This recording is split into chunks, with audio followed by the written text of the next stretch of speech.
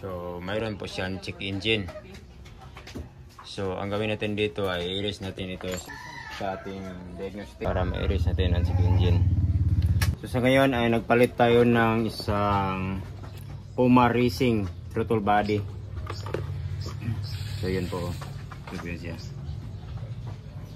So bali nagpalit din tayo ng injector para ma-match yung ating injector na kinabit dun sa ating throttle body. So bali 34 mm po siya itong ating throttle body na kinabit. Palit din tayo ng spark plug, tapos kable kasi malapit na po siyang naputol itong kanyang pinakakable niya. So yun o. Yan. Then yung kanyang TPS na stock ay binalik lang natin. So dito ang kanyang injector na stock dun sa kabila. Dun sa kabila. Yan o, Puma Racing throttle body. Puma Racing throttle body.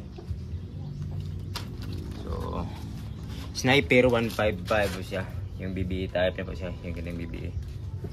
So yun po, ibalik natin ang kanyang TPS na stock. So yan, yung TPS na stock.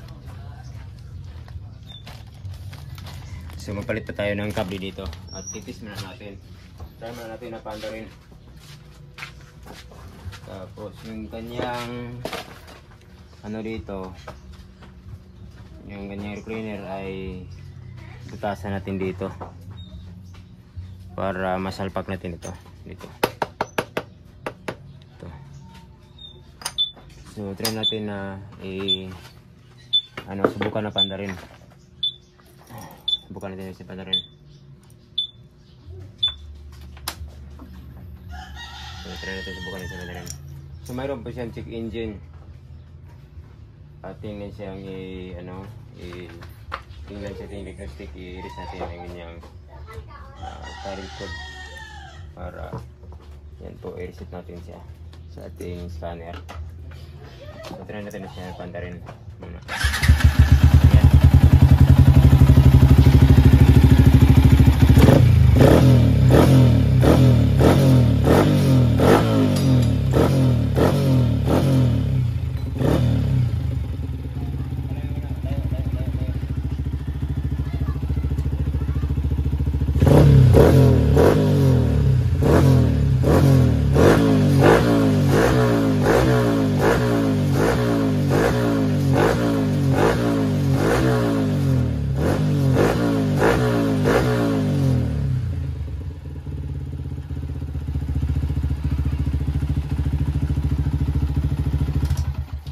Ikabit muna natin ang kable, tapos magbutas muna tayo dito sa air cleaner at subukan natin na panda rin mamaya. So ito, pinutol na po natin yung kanyang stock kasi malapit na po siyang naputol. Yun ay tinudas na lang natin, niyari na natin kasi baka maputol pa doon sa daan. Diba, sa bala na lang.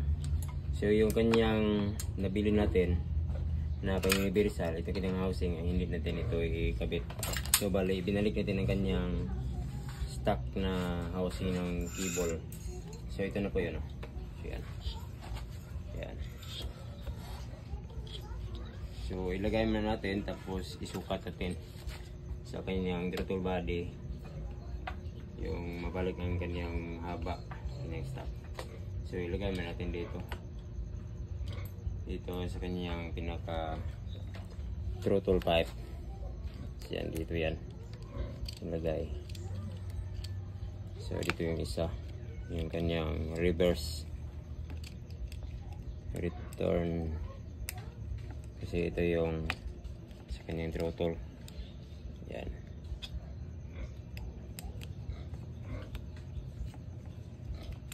So lagay mo natin, tapos sukat natin dito sa baba sa kanyang pinaka throttle body.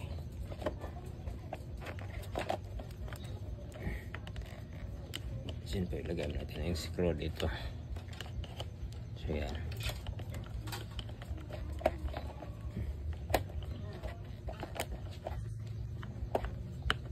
Yan.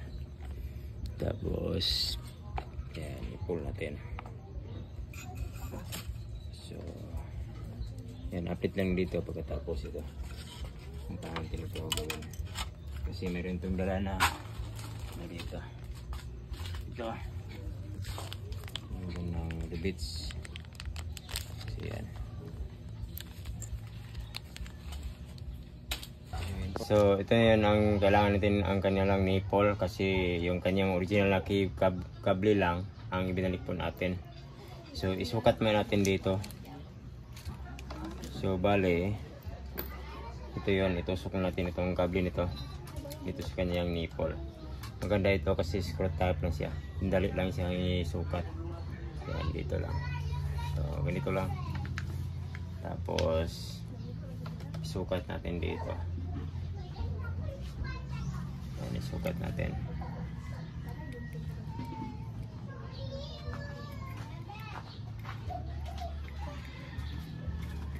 Isukat natin dito. Yan.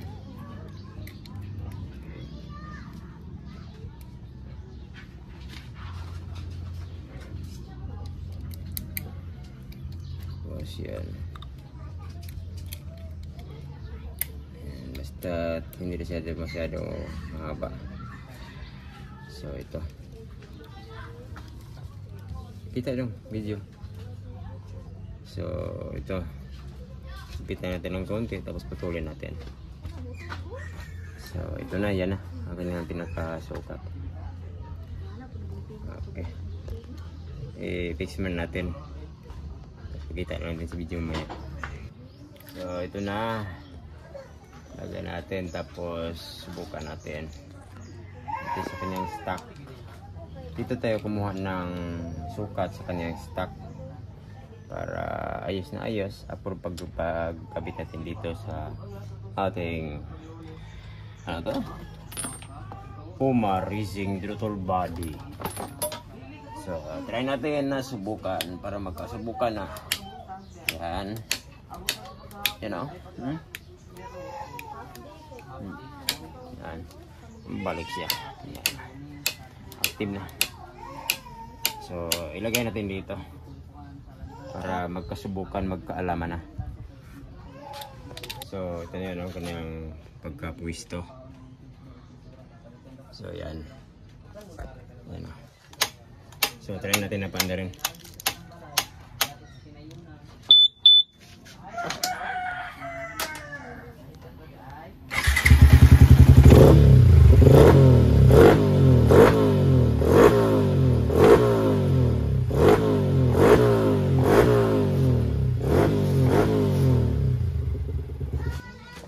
So ito na po yun, hindi na po natin siya binutasan itong kanyang air cleaner, no, dito. Yan. So yan, kasi hindi yan abot. Pag naka ram air na po siya, saka natin bubutasan ito. Kasi hindi yan abot, sayang lang pag binutasan natin. So ang ginawa natin dito ay kinuha natin itong kanyang air cleaner hose, throttle body hose po. Kinuha natin. So ito na po yun ang ating kinukuha. Bale magpalit lang tayo ng spark plug mamaya. So try natin na i-on, kasi yan po, kita dito sa dashboard. Ayan. So mayroon po siyang check engine. So ang gawin natin dito ay i-erase natin ito sa kanyang, sa ating diagnostic screen scanner. So dito po yun ang kanyang saka ng ating scanner. So bali 3 pin po siya. So ito, kita klaro-klaro po sa camera. So kuha muna tayo ng ating scanner. So kuha muna tayo ng ating scanner dito. Ating laruan. So yung 3 pin po natin gamitin.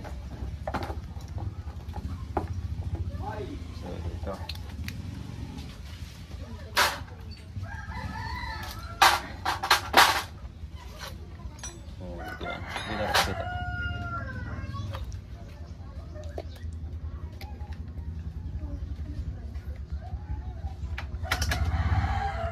Para ma-erase natin ang check engine.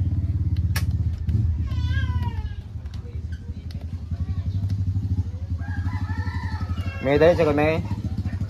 Ako sa ito. So, ayan. Suksok natin dito. Wait. Suksok natin dito para ma-erase natin yung check engine.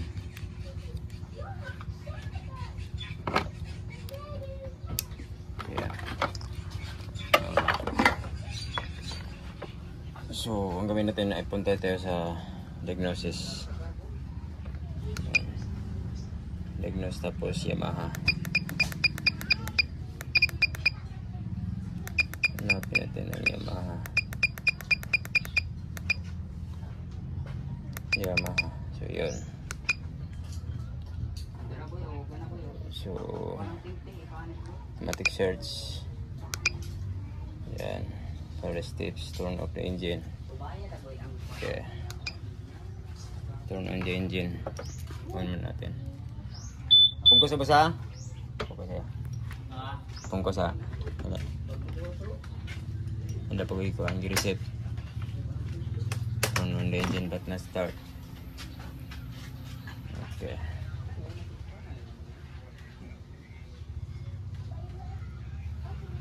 Continue. So, erase port code. Saan siya gamay? So, erase port code. Pagkos diri pagkos tanaw diri ba? Sa. Okay. Erase port code.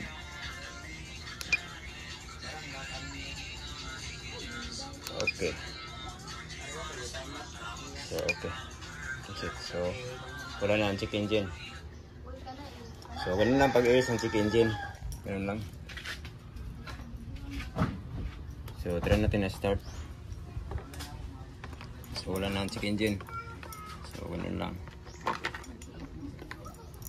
Kasi nagkabit tayo ng bagong pang-racing na yung UMA Racing na triple body. So, ganun. Magka-check engine siya kasi tinatanggal natin yung TPS.